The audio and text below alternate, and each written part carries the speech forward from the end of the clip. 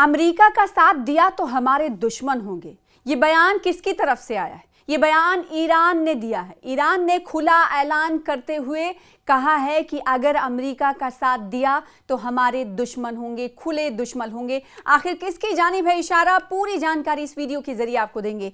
Iran और America के दरमियान कशीदगी में अब सिर्फ दो ममालिक नहीं बल्कि वो तमाम ममालिक शामिल होंगे जो किसी भी तरह उनकी मदद कर रहे हैं।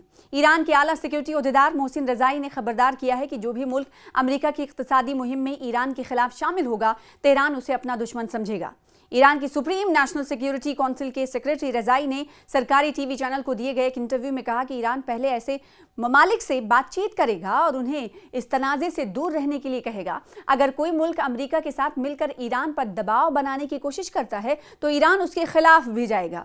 ईरान के आला सिक्योरिटी ओहदेदार मोहसिन रज़ाई ने खबरदार किया है कि जो भी मुल्क अमेरिका की इक़्तिसादी मुहिम में यानी फाइनेंशियल सैंक्शंस की बात जो अमेरिका कह रहा है कि इसके हवाले से यानी ईरान के खिलाफ फाइनेंशियल सैंक्शन लगाएगा, अमेरिका इसकी जानकारी सोमवार को पीर को देगा। और इससे पहले ईरान ने ये तैयारी कर ली है कि अगर अमेरिका के साथ कोई इक़्तिसादी मुहिम में साथ देता है तो ईरान के खिलाफ वो शामिल होगा। हम मानेंगे कि हमारे खिलाफ उसकी तरफ से ये कदम उठाया गया है। तेहरान उसे अपना दुश्मन समझेगा। इसके अलावा रज़ाई ने सबसे बड़ी वार्निंग ईरान के आसपास के ममालिक को दी। उन्होंने कहा कि अगर पड़ोसी ममालिक अमेरिका की जानिब से बनाए जा रहे इक़्तिसादी घेराव में शामिल होते हैं तो ईरान अबनाए हॉर्मुज़ से तेल की बरामदगी को भी रोक सकता है।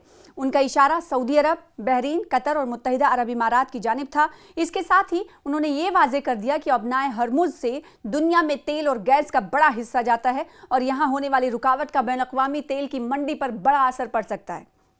रज़ाई ने यह भी कहा है कि ईरान ने गुज़िश्ता कई बरसों में अमरीकी पाबंदियों से निपटने और तेल की फ़रोख्त जारी रखने के तरीके सीख लिए हैं।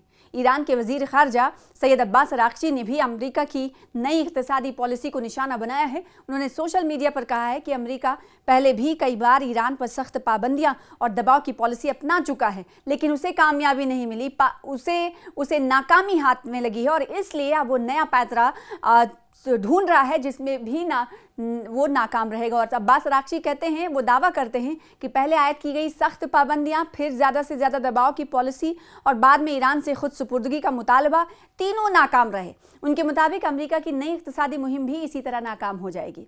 दरअसल अमेरिकी सदर डोनाल्ड ट्रंप ने हाल ही में वार्निंग दी थी कि ईरान की मदद करने वाले किसी भी मुल्क के खिलाफ अमेरिका अब तक की सबसे सख्त इक़्तिसादी मुहिम चलाएगा। उन्होंने इसे बेमिसाल इक़्तिसादी जंग और तन्हाई करार दिया। 18 जून को अमेरिका और ईरान ने खित्ते में जारी तनाज़े को ख़त्म करने के लिए एक MOUs पर दस्तखत किए थे। इसके तहत दोनों ममालिक को 60 दिन के अंदर बातचीत करके हतमी मुआहदे तक पहुंचना था। ये मुद्दत ख़त्म हो चुकी, लेकिन दोनों ममालिक के दरमियान बढ़ती हुई कशीदगी के बाद आगे की बातचीत के हवाले से सूरत हाल अभी वाज़ेह नहीं है।